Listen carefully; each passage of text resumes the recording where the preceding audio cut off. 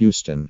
The Trump administration delivered a setback to Exxon Mobil on Friday, announcing that it would not grant the oil giant a waiver from sanctions against Russia that would allow drilling in the Black Sea.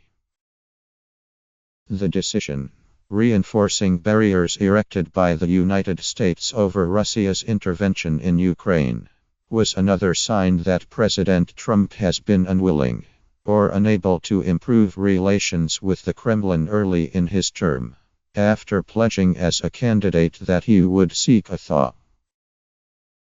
In consultation with President Donald J. Trump, Treasury Secretary Steven Mnuchin said in a terse, prepared statement, the Treasury Department will not be issuing waivers to U.S. companies, including Exxon, authorizing drilling prohibited by current Russian sanctions. The prospect of a waiver had drawn denunciations from both Democratic and Republican lawmakers.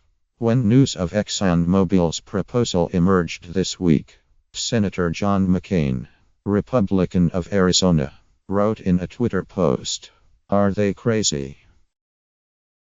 The matter was complicated by the continuing congressional scrutiny of reports of Russian intervention in support of Mr. Trump in last SRE election, and by Secretary of State Rex W. Tillerson's role as Exxon Mobil's chief executive until the president nominated him for his current position. Exxon Mobil applied for the waiver in 2015. Arguing that it could lose its exploration rights in the Black Sea if it did not begin drilling operations by the end of 2017 under its contract with the Russian state oil company Rosneft. The Obama administration did not act on the application, but Exxon Mobil hoped that the Trump administration would take a favorable view. The company released a brief statement on Friday that did not express regret but explained its argument in favor of the waiver. We understand the statement today by Secretary Mnuchin in consultation with President Trump, the statement said. Our 2015 application for a license under the provisions outlined in the U.S.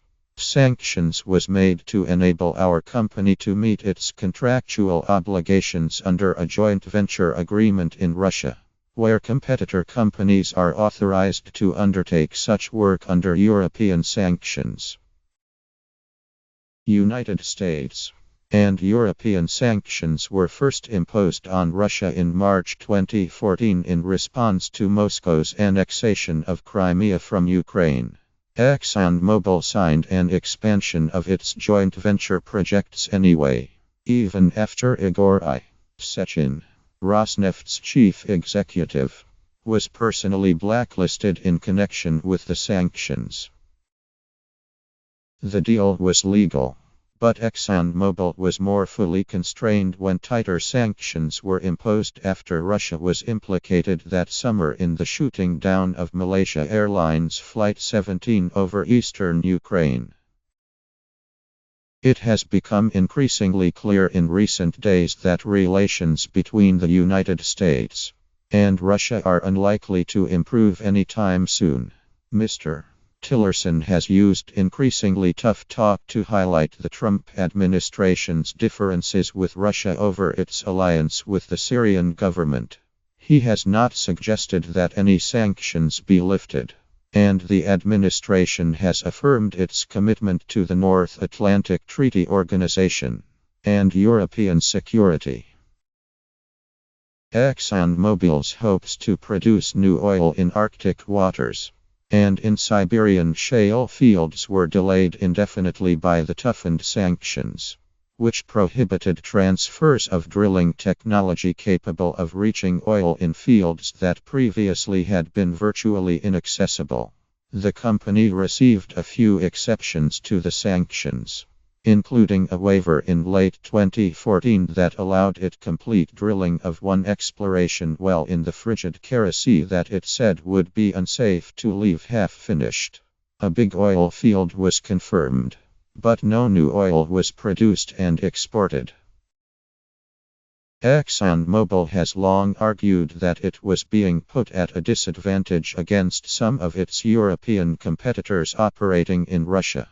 Eni, the Italian oil giant, plans to drill this year in the Black Sea, a largely untapped area with enormous oil reserve potential.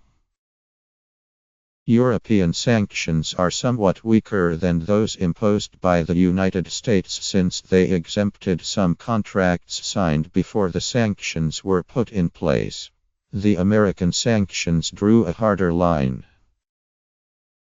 Exxon Mobil's drilling rights in the Black Sea were part of a sweeping strategic partnership Exxon Mobil developed with Rosneft in 2011 while Mr. Tillerson was in charge of the American company. The agreement came at a time when the Obama administration was seeking to improve relations with Russia, and several Western oil companies expanded their operations.